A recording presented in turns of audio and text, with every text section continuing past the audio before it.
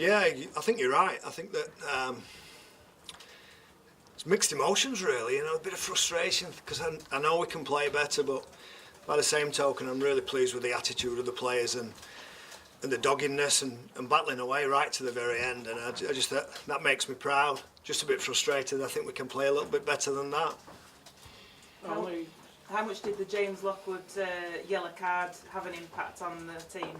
I think probably the errors that we came up with. I think at one stage we were at 41% set completion, whilst Leeds were up in the high 80s, and I think that had knocked us around a little bit more than what the Lockwood sin binning did. I think that when you complete at a rate like that, you're going to struggle energy-wise going into those last 15-20 minutes, but that's where we came to the fore and kept battling away, and we threw some stuff at them right at the very end, but it was probably a reaction to some opportunities that came our way where really we should have built pressure earlier in the game and give ourselves a foothold in the game, and the start wasn't great. Being 12 down after 8 minutes wasn't good, and I think that made it tough for us, but the boys tried really hard. I thought defensively we worked well, even though the scoreline blew out in the end. I thought we put ourselves under far too much pressure with our completion rate and penalties as well.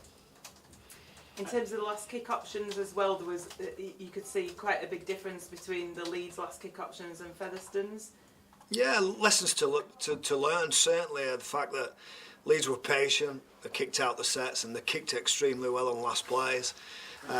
We thought we were a little bit erratic at times. We had a kicking plan that we worked hard on all week, and it didn't resemble what we've been practicing, which I think that's part and parcel of the occasion, part and parcel of coming up against a good team that are putting you under the pump, and I think that's where we let ourselves down a little bit. I thought we didn't kick as well as we should have done, and didn't make them work as hard as what we should have and what we tried to do today. So, there's disappointment in there, but there's also some pride. How much can Featherstone Rovers learn against Super League opponents in a game like this? It's absolutely invaluable, it really is. I thought the middle eights last year was good for us, and I think that's had a good influence on how we've played this year. Being in the top four all year's certainly been probably a byproduct of having those middle eight games against some Super League teams, some really good Super League teams. I think that's helped us, and I think today it'll also help, because I harp on about completing and being patient and building pressure and kicking well, and if you don't buy into that, well, take the videotape away and have a look and see how effective it can be when Leeds played like they did play. Did it feel harsh having a try denied at the end? No, dead set try, yeah. We called it as a try. Yeah, the referee gave it a try, and I thought the video referee took as many opportunities as he did to have a look at it, and but I'm not going to have a crack at the match officials. It's a really tough job. It's a really tough job.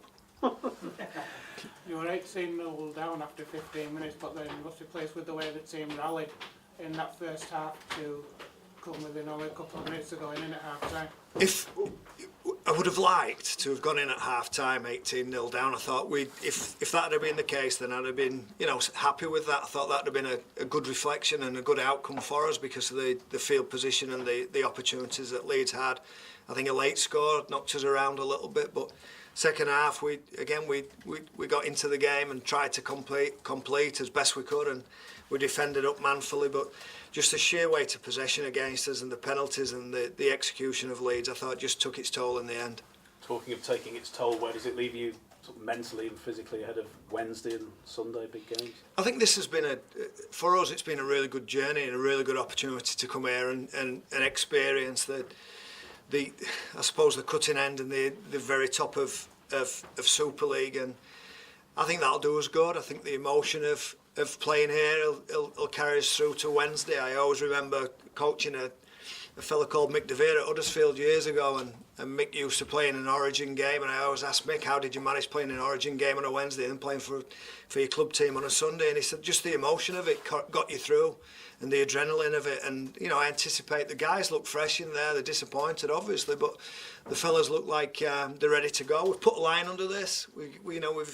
We've been asked by the RFL to play Swinton on Wednesday, and then we travel down to London on the Sunday. So we're going to embrace that. We're going to look forward to that. It's an opportunity for us to get back back out on the field and practice and improve and get ready for Swinton, who I'm sure are going to fancy their chances.